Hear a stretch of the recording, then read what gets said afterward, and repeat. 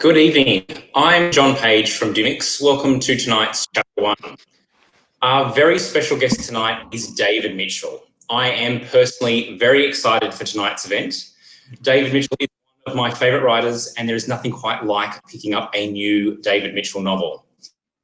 The best thing about David Mitchell's books is that they are all set in the same universe, and you can become a part of his world in any way that you choose to.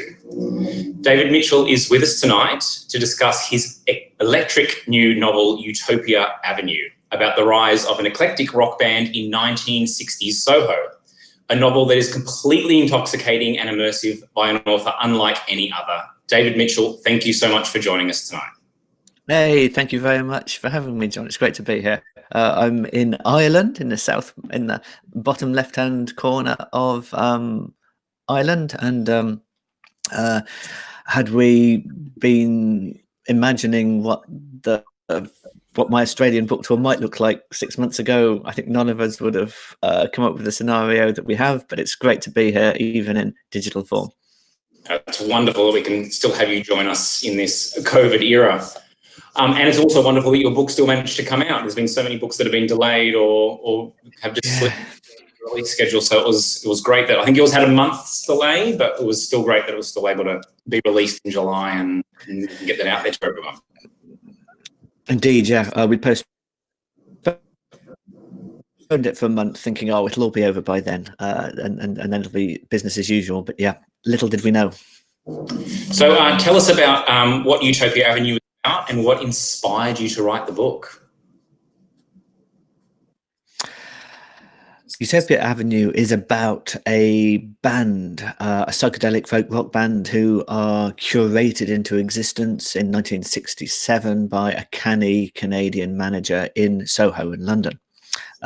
It's about their ascent up the wobbly ladder of fame, and what happens when they get near the top, and also why we haven't heard of them in the real world now. What inspired me to write it? Music inspired me to write it. Curiosity about music, curiosity about the human relationship with music. What is this stuff that it's probably our first ever art form? We probably encounter it in our mother's wombs, set against the bass track of her heartbeat. We encounter it again in kindergarten, singing along to Wheels on the Bus. When we're teenagers, it multiplies into other things and other purposes. We find identity in music as young people. It partly answers the question, well, who am I? Now I'm not a kid anymore. We see cooler, hipper, quirkier versions of ourselves in music. It's a mirror of a kind. Then we're older, in our 20s. It becomes this mood-enhancing, shape-shifting drug with nothing but positive side effects. And it's a channel for social commentary. It's a channel for activism. Then you reach our age and it's a time machine. You can hear just a bar of a song that we saved up for, maybe a first single in the early 1980s, and you put it on now and you just shoot back in time and you're there in the very room full of memories you hadn't even remembered you had ever remembered.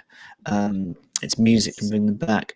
So how could that not be interesting? I wanted to write a book that just explores all the whys and the hows of music. How is it made? How does it work?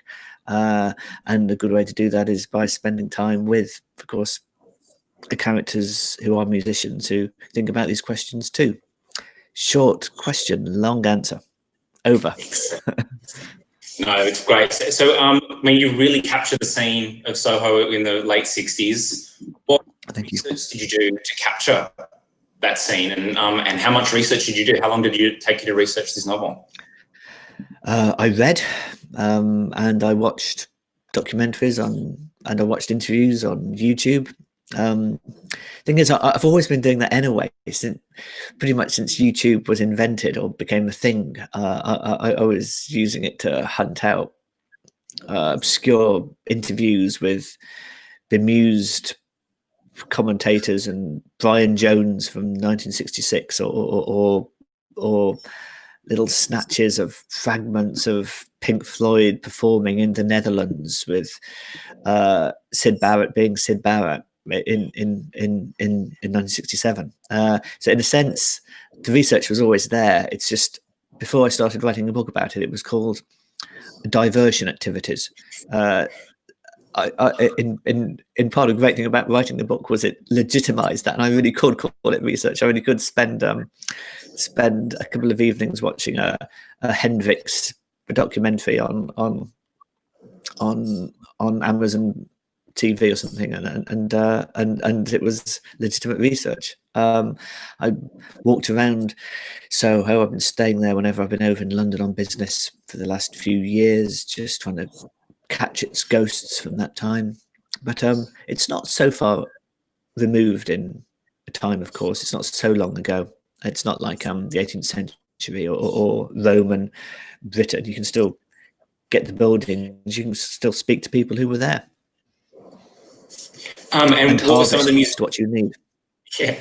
And what were some of the musicians and artists that inspired you the most? I mean, you've mentioned Hendrix, and he pops up in the novel as well. But what other musicians and artists did you kind of do inspire you and inspired the novel? It's less. I hope I'm not seeing. I hope I'm not looking as if I'm kicking the tires of your question. It's more a case of which real life figures informed certain characters. Problem with the rock and roll novel is it's a cliched trajectory. There's essentially only one story. They start obscure, they reach some level of fame, and then they come down the other side with doses of sex and drugs and rock and roll along the way in various quantities. That's kind of it. So the challenge was to try to hack the cliches and try to do something different with them. One spanner in the works for me was to have them not an organically evolved band who sort of knew each other at art college and formed that way, but they were, in a sense, artificially brought together. They're different types of musicians in the first place. So Elf, a female character, plays keyboards. There'd be quite a lot of Sandy Denny in her. She was, as I'm sure you know, a singer-songwriter in an early incarnation of Fairport Convention. Beautiful voice, idiosyncratic songwriting style. Never thumpingly famous, but she's still listened to and respected now. And really, really tough being in a world where misogyny was even more casual and everywhere and unchallenged than it is now. So it's always twice as hard for the women, at least. Then we have Dean. Dean's the bassist. He's from an R&B pub rock background. There'd be quite a lot of the kinks of Ray Davies in him, some Keith Richards in him as well, even though Richards wasn't always the bassist, wasn't often the bassist, was occasionally. Then Jasper de Zoot he's from the opposite end of the socioeconomic scale to Dean. He's a pseudo Anglo-Dutch illegitimate kid in a milieu where that mattered more than it does now, with blue blood mixing in the family tree to completely mix my metaphors. He's quite Syd Barrett-y. He's got an interesting relationship with reality, which rhymed. Barrett-y and reality. Thank you. And he's also got skin as membrane thin as Nick Drake, and there's blasts of Hendrix in his guitar virtuosity as well. As you can see at this stage, sort of I'm into fantasy band land. Oh, and we mustn't forget the drummer. Never forget the drummer. Don't make the mistake of Spinal Tap.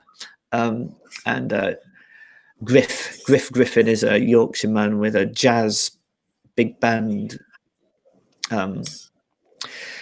chapter in his early youth. So something like Ginger Baker from Cream. So I had pictures of those four musicians above my computer while I was writing the book, just to and I mean, I don't spend too long on what my characters look like, but there's a few hints that there's some resemblances here and there. So short answer, long answer, short question again. Perfect combination. And what about the time period? Why 1960s Soho? I mean, there's so many great eras of music. I mean, the 60s is kind of like the pinnacle. It was the big revolution that went on. Was that the reason, or was there another reason why you picked the late 60s in Soho to set the novel? You conveniently answered my question in your. Sorry. And that's great. It's a bit of an open goal, isn't it? Soho, late 60s. To quote from Dylan's Tangled Up in Blue, there was music in the cafes at night and revolution in the air. Thank you, Katie, who's just sent a nice remark up on the screen. The album gets invented in 1967, Sgt. Pepper's. There were long players before them, but they were essentially containers for songs. Sometimes the songs were great, but you could rejiggle the running order of Rubber Soul, maybe even Revolver, and it wouldn't substantially change the listening experience. Can't do that with Sgt. Pepper's. That's a journey. It's difficult to describe in words, but that's music for you. Famously, it's dancing about architecture. But there's this new art form in 1967, and that album just made it made 3-star acts suddenly up their game, and just for 18 months, a couple of years, some fairly unremarkable acts were producing the best albums of their careers, the best work they'd ever make. Why? How come? Why then? There's also the nexus, if I can use a word like that at this time of the morning, between politics and music. One would influence the other. There'd be trouble in the States, and well, this is a bit early just to drive a coach and horses through my reasons for 67, 68, but say For What It's Worth by Buffalo Springfield, recorded as a result of trouble between demonstrators and the police. Within a few days, within about a week and a half, it was in the shops. It was that direct, almost like a live concert. That energy loop between performer and an audience. A similar kind of thing was happening at a societal level between artists and current events. So just an irresistible time, really. It's become iconic. Icons, of course, when they're walking around the streets, they aren't iconic. They're generally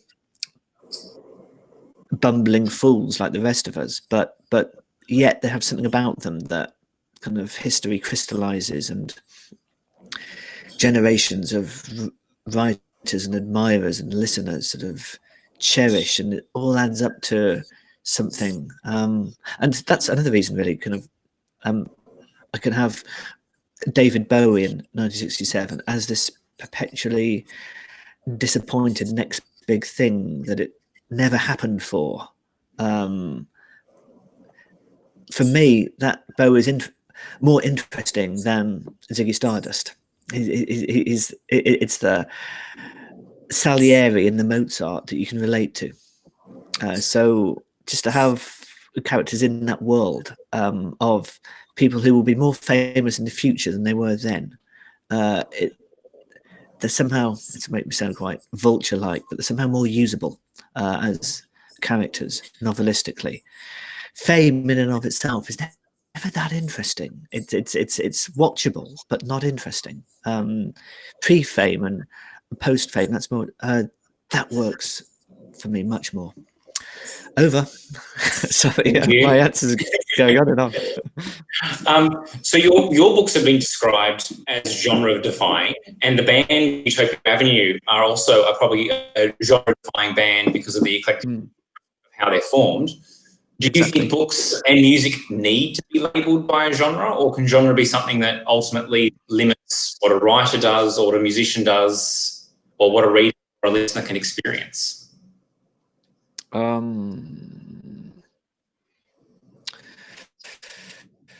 Maybe it all depends on how genre is thought of and used. Sometimes genre can be a really useful guide, and it can be Ariadne's thread that takes you into the center of the labyrinth, so you know what Minotaur you're in store for.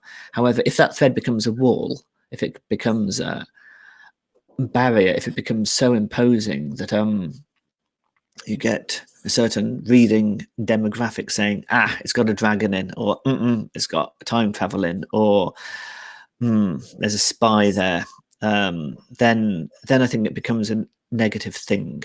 Now, that isn't in and of itself genre's fault any more than structure or character or plot can be blamed or vilified as a bad thing or cherished as a good thing. It all depends. It all depends on the use.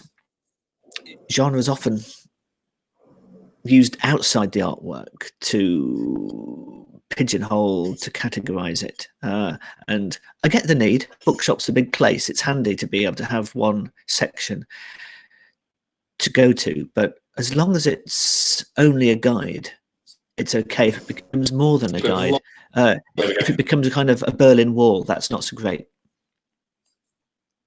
Yeah. So my favourite book of yours is 1,000 Autumns of Jacob de Zoet. Wow, thank you. What led you to have his relative Jasper de Zoet star in this book?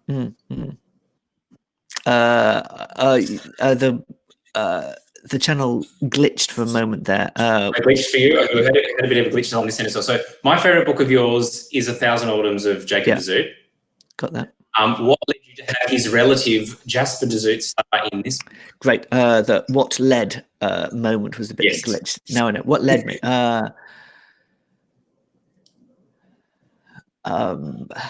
Because I wanted to. Does anything need to lead me? Did anything lead me? I suppose just an attraction to the curiosity, to the geekiness of. I don't want to give too much away about. In essence, this is almost a sequel to 1,000 Autumns.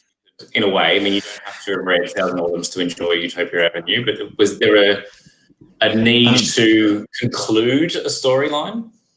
Or did not really. It felt pretty concluded when I finished 1,000 Autumns.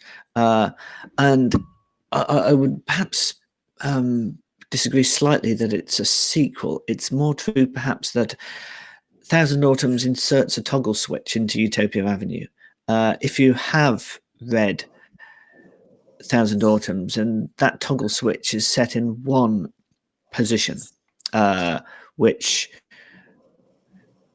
as it pertains to one particular strand of Jasper, who is only one of 5 major characters in the book. If you have 1,000 Autumns, then what Jasper is experiencing is schizophrenia, and so that toggle switch is sort of set in a psychiatric position. If you have read 1,000 Autumns and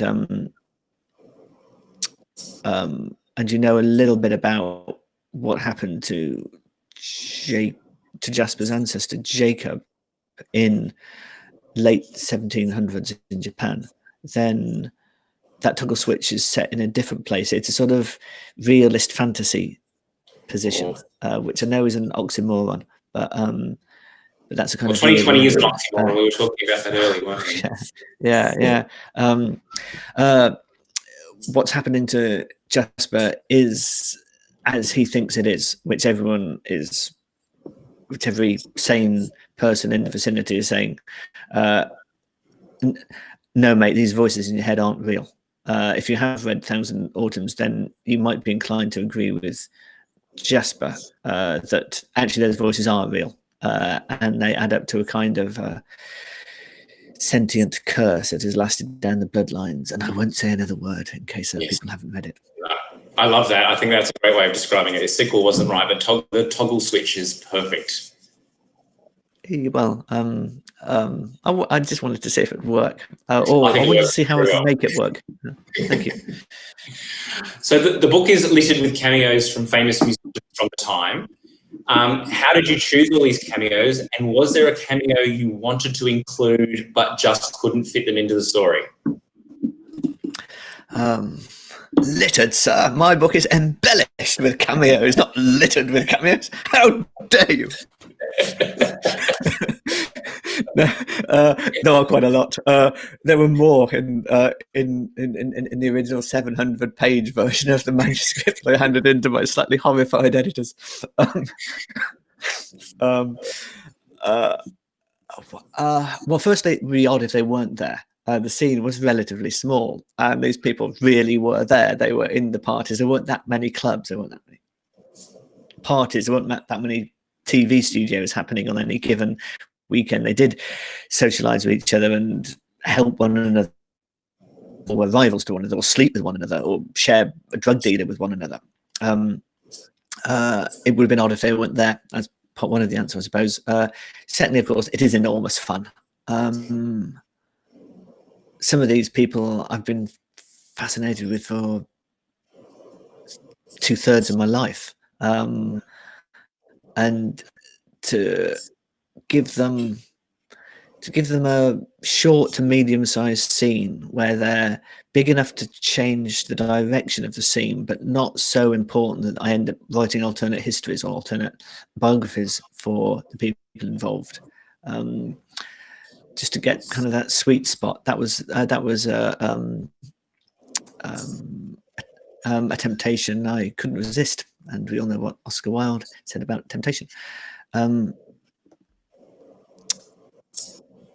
So those are two pretty reasonable reasons. Will they do for you, or would you like me to dredge up another one? I'm not sure if I could. Oh yeah, let us know one that you stayed in. Which so yeah, you also asked which didn't make the final cut.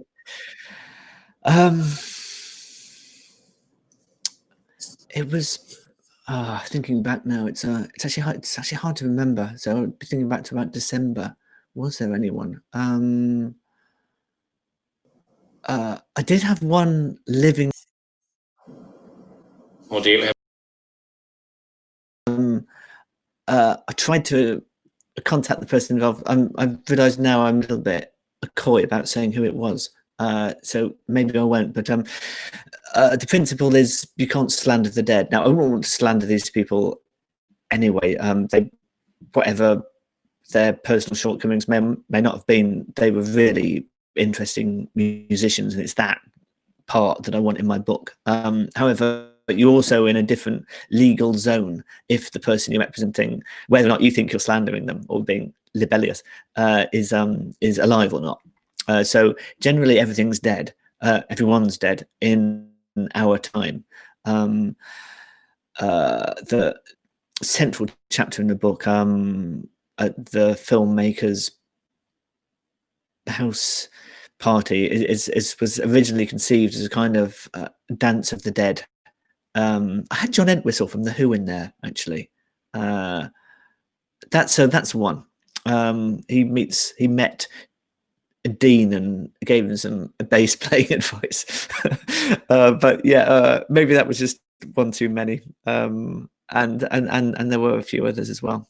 But I slightly botched that answer, but if it makes some kind of a sense, then we got some good questions coming in on the right-hand side of the screen, I see. Anyway, over to you. if you can hear this, I'm afraid I've lost sound. I need to. Don't think I muted myself. If you can possibly intervene, Tim, that'd be great. My mic is muted. Could you? Well, I didn't mute it. Can you hear me now? I can't hear you.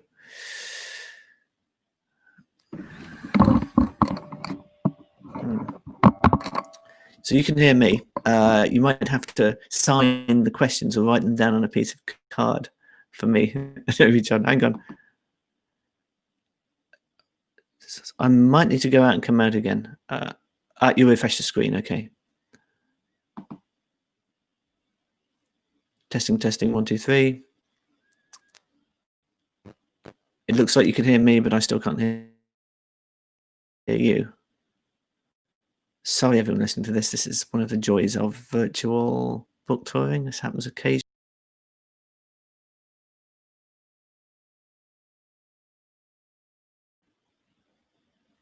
Okay. Can you say something, John? I still can't hear you. Sorry, mate.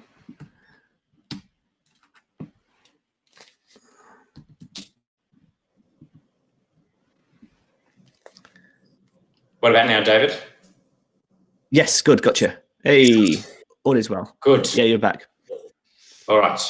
Well, maybe we might use this as the opportunity to throw open to the audience. It's amazing, isn't it? What we're doing is having a conversation live around the world with a pretty good picture, and we kind of complain and feel a bit hard done by when you have 15 seconds of it not working. We from all of human history until except the last 20 years, this would have been inconceivable what we're doing now. How quickly we get used to it. That's one of the real miracles about and it's free. Technology. I remember long distance calls 20 years ago where, it would cost a bomb and we can do all this. Yeah. All right. So we've got a question from Ola. Question for David. Which new contemporary musicians would you name as your favourites? Thank you, Ola. It's become an impossible question. I'm not being evasive. There really are so many. Music has become such a...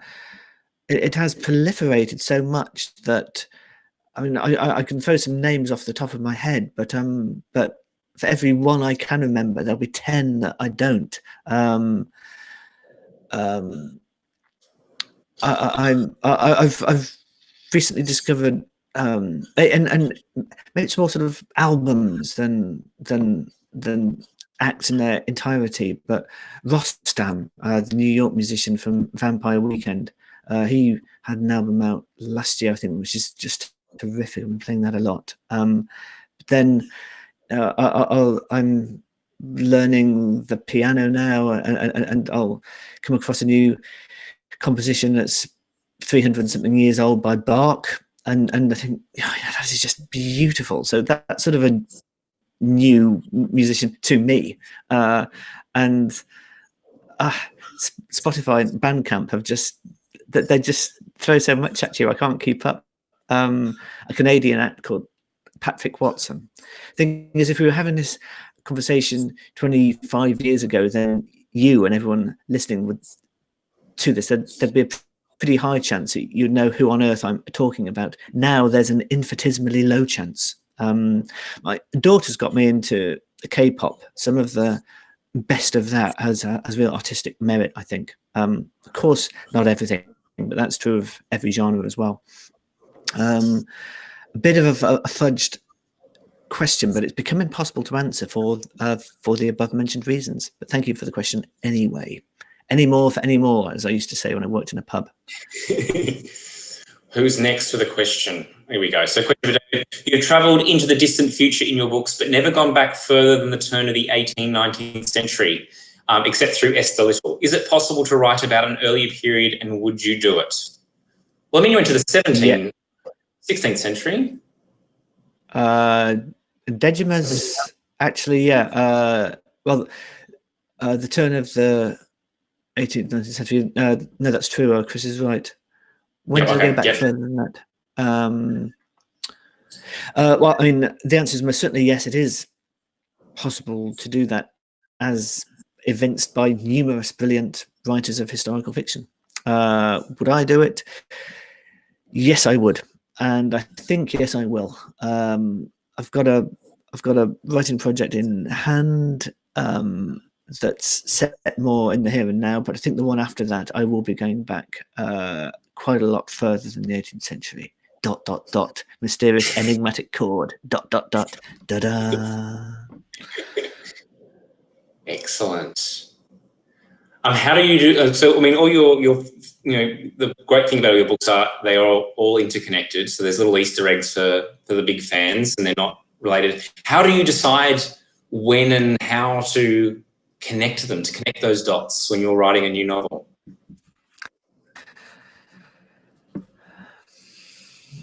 I'm trying to avoid the question. I'm trying to avoid the phrase, well, the characters just tell me, because a little part of me dies inside whenever I hear a writer say that. And I really don't want to actually use that phrase myself, but it's kind of a little bit like that. The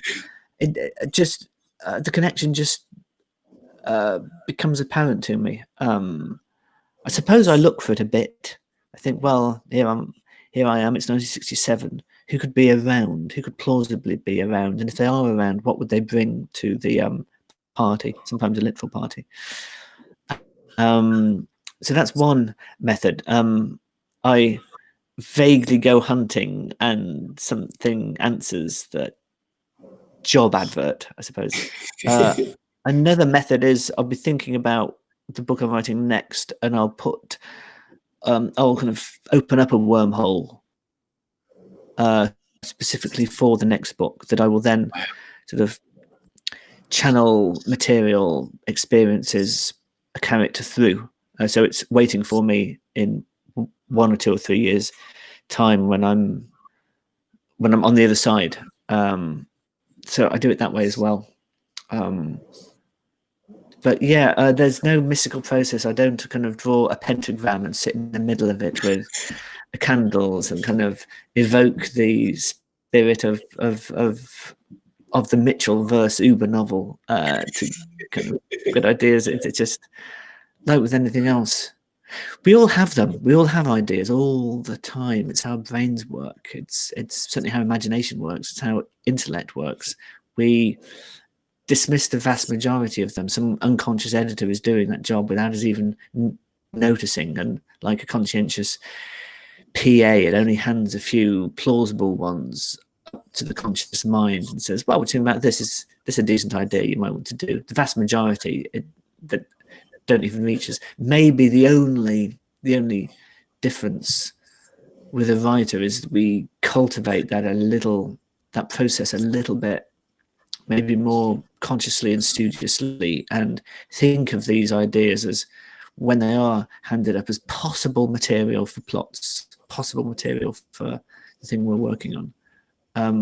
And maybe in the same way, if you decide to keep a dream diary, if you decide, okay, I'm going to remember all my dreams for one reason or another, maybe you're in therapy or doing a course on psychoanalysis or something, or decide to become a dream interpreter, and this is a part of your training course or something. If you try to, suddenly it's as if you're pressing record and play when you're asleep, and for that patch, as long as you're doing that, you remember them with much more coherence. And when you're not, I wonder if it's something similar occurs. If you happen to be a writer, then you don't dismiss ideas as readily, because each one of them could be a really neat thing to have in your book.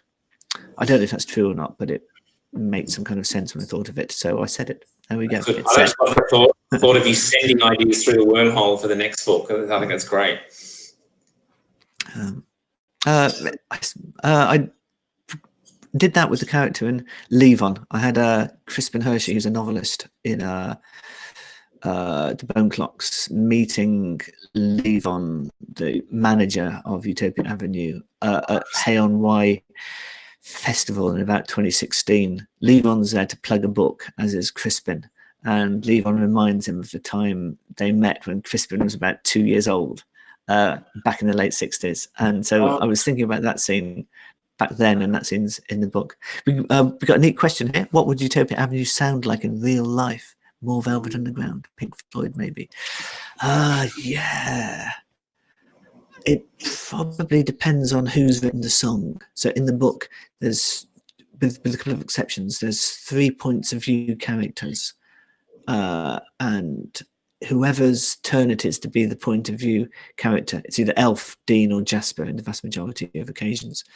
They write a song drawing on some of the experiences that happen in that chapter. And of course, the novel is structured like 3 albums: first side, second side, side A, side B, and each of the chapters is a track on the album. And these songs will appear later on in the book when the band are performing them or arguing about recording them or something. So I think Jasper's probably a bit Floydy. I think Elf songs would be more piano based, more keyboard orientated. So who's that in the late 60s? I mean, she plays the organ as well as the piano. I don't know, a bit of Procol Harum, a bit of the Animals, maybe. Maybe less raucous because her singing style is a little bit more subtle. And then Dean, maybe more. Yeah, maybe Dean would be a little more Velvet Underground with that steady metronomic sense of rhythm. Good question, thank you. Over. Good. All right, have we got another one from the audience out there? How do you think the reading experience changes, say, for fans who have read all your previous books? I'm going to presume, and I can't see the next line. Here we go. Works. The reader's just discovering your work. I don't know, because I can be everything except my own reader, unless I met the men in black who could wipe my writerly consciousness from my mind with their magic pen, and then I could probably come and look at my work with completely fresh eyes. But because I made it, I kind of never get to read it, for the same reason you cannot successfully tickle yourself. You're the subject and the object, and there's some kind of block happening. However, I do consciously try to write everything. I do write for both. I try to write, first and foremost, actually, for someone who's never read anything I've written, and after reading this book will never read anything again. No. But potentially they're there, and I don't want them to discover halfway through that they're in the middle of some lengthy installment and they have to go back to the beginning, otherwise none of it will make sense. That won't do. I don't write installments. I do write single standalone novels. It's just as it happens, if you have read other books, if you are meeting a character for the second or even the third time, you will have that shared history. And maybe it's a difference between long marriage and a speed date, or a passionate 3-month fling. Maybe the difference is something like that. It's almost like each book's a door to another room, and you can appreciate the room in itself. You find out there's another door, and so you don't have to read them in the same order. You can open any door you want and go through any doorway, but then they all form this beautiful house. Yeah.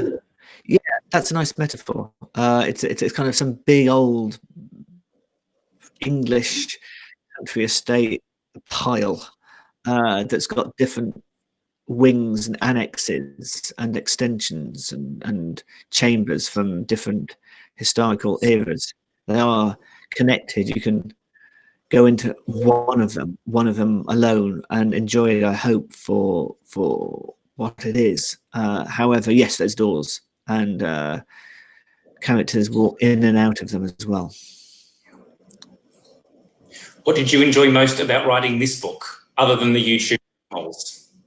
Oh, finishing the damn thing. It really took it out of me, this one. But it took more out of my editor, I think, because I wouldn't let go and kept making last minute changes until she sort of brought down the guillotine, basically. What did I enjoy, though? Same thing enjoy with writing any book. It's actually more micro than macro. It's any given afternoon, any given 2:30 in the morning at the end of a writing session, when I look at a scene I've just done, and I know it's good, and I do have flaws, and there will be people in the world who don't think so well of me, and sometimes that's justified, and sometimes I think it's not justified. But whatever someone thought of me, they would kind of have to look at the scene and think, okay, yeah, this is all right, actually. There's nothing wrong with this.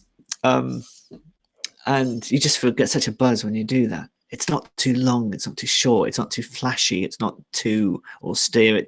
It's a nice thing in its own right, but its ego is in check, and it's not muscling out the rest of the chapter or the rest of the novel. It's doing one or two or three things at the same time. It's both forwarding the plot and giving more insight into a character. It's got some just little, really great, little neat ideas that you've often thought but have never really seen or heard or read articulated. It's got that ding. It's a well-made bell, and when you just strike it with a little spoon, it's just got a pleasing right note. It's not too harsh, but it's not too sweet. It's just true.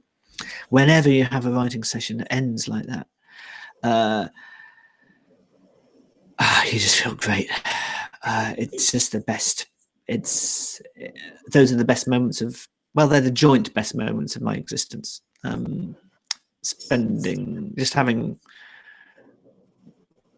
Sharing real life scenes with people I like or people I love, those are as good. But the writing version of that, they're within my control. when other people are involved, obviously they aren't my raw materials, but actually words are, sentences are, my scenes are. I get to control all of that, whether they're good or bad. That's down to me and nobody else. No one to blame but myself, but no one to share the praise with but myself either. So it's true of all books, not just this one. But I hope not all reviewers would agree, but I hope that as I get older as a writer, and sure, some of my youthful audacity and impetuosity might fall away, but with luck, that's compensated for by technique. With more luck, it's more than compensated for by technique. Oh, I've gone a bit sober and creative writing coach-esque, but yeah, that's what I enjoyed most. Anyway, has anyone approached you about writing music for the Utopia Avenue lyrics you've written? No, not yet. They're out there. Well, I should say, as a COVID-19 sales boosting pre-order wheeze, we being the marketing we, thought it would be cool to write the lyrics to all of the songs on the first album, which is called Paradise is the Road to Paradise. There's about 3 sets of lyrics in the book. I started off trying to not put the lyrics in, because what could be as perfect as the reader's imaginary lyrics in their head. But then after about 100 pages, it started just getting weird that the characters were talking about the lyrics, but you never got to hear any of them ever. So I kind of had to grasp the nettle and be a lyricist for the first time in my life, pretty much. It's not easy, especially when the music doesn't exist. But I expanded that 3 to the full 9 for American pre-orders, and of course the internet being the internet, they're out in the world now. Of course they are out in the world, and the internet is the internet. I'm sure people are I'm not sure, but it wouldn't surprise me to learn that some musically gifted individuals are putting those lyrics to music of their own creation, which is kind of a cool and flattering idea. Yeah, that'd be very interesting. Yeah. Long-term legalities I haven't given any consideration to, I'm afraid, and a cold shiver might have passed over the nervous systems of individuals at my agents for responsible for this kind of thing, but I will cross that bridge when we get to it. You may have created your own YouTube wormhole that someone else has to go down now. Who knows? Who knows? I like this interaction between arts, though. I kind of I know kind of if scale and money gets involved, things can get legal and messy. But just at a kind of fan level, and I don't use that word in any denigrating sense, but just at an informal fan level, I love the idea that that my books might be interacting and nourishing other people's artistic cause and making new things. That's neat. Can you tell us about your involvement in the new Matrix film? Not a lot. I can't. Warner Brothers have scary entertainment lawyers, and I'm not. And I've signed things. They'll come and get me if I say too much. It's good to have the opportunity. I'm not the writer. I'm one of 3 writers. Lana Wachowski, one of the 2 Wachowski siblings who made the original trilogy, would be the showrunner if the film had a showrunner, and Alexander Haymon, the American Bosnian novelist, and myself are the other 2 members of the team.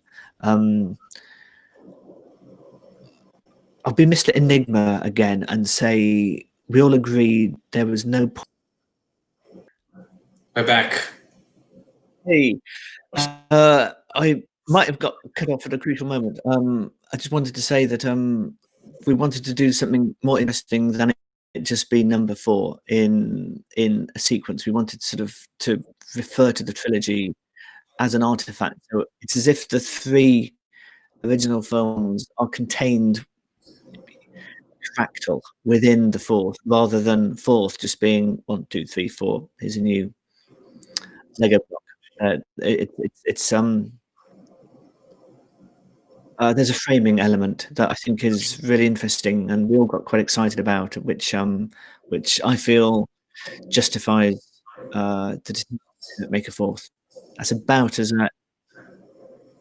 factual as I can get. So I'll play the enigmatic chord again. All right, last question. What's it going to be? I feel like a drum roll now. What are you writing next? How much can you tell us? I should really have cleared it with my editor and agent before I kind of tell the world, but for some time now, I've quietly been writing short stories for the last 20 years, really. Many of them would be just for my eyes only, and they were where I was trying to learn the craft. There are not many novels. They're a really different art form, maybe more akin to poetry than just short 15-page novels, because there's no such thing. So got about 8 of them that I'd like to give a permanent home to, maybe, and I'd maybe like to add about another 12, and do some kind of a short story collection. Me being me, I'm not altogether. I can't promise that that they won't start to speak to each other, or sing with each other, or knife attack each other. But all of the above. But yeah, I think that's the next thing I'd like to do. So with luck, in that I've got almost half the book already, there shouldn't be a very long wait for the next time I publish. I'd quite like to get those out fairly soonish. Certainly, not as long as the 4 or 5 years it took me to get Utopia Avenue out. So who knows, John? We might be having a if you'd have me back after having run over the hills and far away. Oh, bless you. I need my glasses, gel. But oh, thank you, Simona. That's a cool family name, Pascale, which I believe means Easter. Might be wrong. So yes, might be back. If you'll have me back, despite these over the hills and far away type. Have you in person in Australia, hopefully? Oh, that'd be lovely. That'd be lovely. and do it the old way. There are there's nice things about this, but there's also nice things about the personal energy you get from a live event, for sure, both for the subject and the object. Well, thank you so much for joining us tonight, David, all the way from Ireland.